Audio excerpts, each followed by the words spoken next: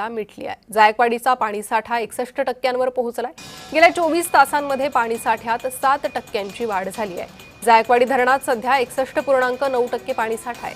छत्रपती संभाजीनगर आणि संपूर्ण मराठवाड्याची तहान भागवणाऱ्या जायकवाडी धरणातून अत्यंत आनंददायी बातमी समोर आली आहे। जायकवाडी धरणातील पाणीसाठ्याने तब्बल 60% टप्पा गाठलाय। सध्या 61.9% एवढा पाणीसाठा धरणात आहे।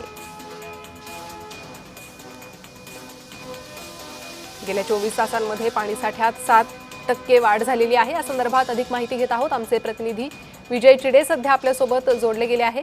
विजय, मराठवाड्यात कमी पाऊस असला, अनेक ठिकाणी अजूनही पावसाने जोर धरला नसला तरीही नाशिकमध्ये होणाऱ्या पावसामुळे जायकवाडी धरणात पाण्याची आवक होते। यामुळे मराठवाड्याचा पाण्याचा प्रश्न काहीसा मिटलाय।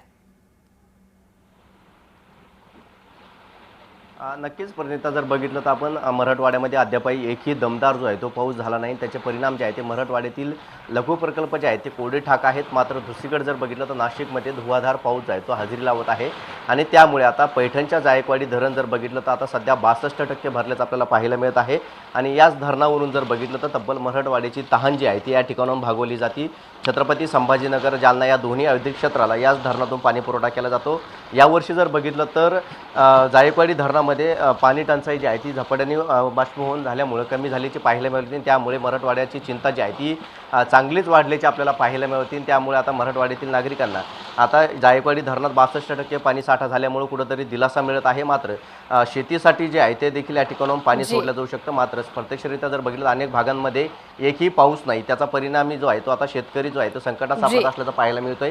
तर दुसरीकडे मराठवाड्यामध्ये सध्या 400 टँकरने पाणी पुरवठा केला जातो। मात्र त्यासाठी देखील जायकवाडीतूनच पाणी जे आहे ते पाणी पुरवठा केला जात असल्याचं आपल्याला पाहायला मिळतं। त्यामुळे सध्या जायकवाडी धरणात जे आहे ते नाशिकच्या पावसावरती जायकवाडीची तहान जी आहे ती भागवली जात असल्याचं पाहायला मिळते। मराठवाडा जो आहे तो आता पाणी नाशिकहून पाणी जे आहे ते आता मराठवाड्यामध्ये येत असल्याचं आपल्याला पाहायला मिळत आहे।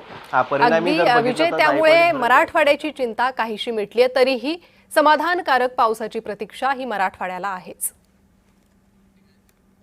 वळूयात पुढील बातमीकडे। शिर्डीच्या साईबाबांना 1,03,00,000चा सोन्याचा मुकुट अर्पण करण्यात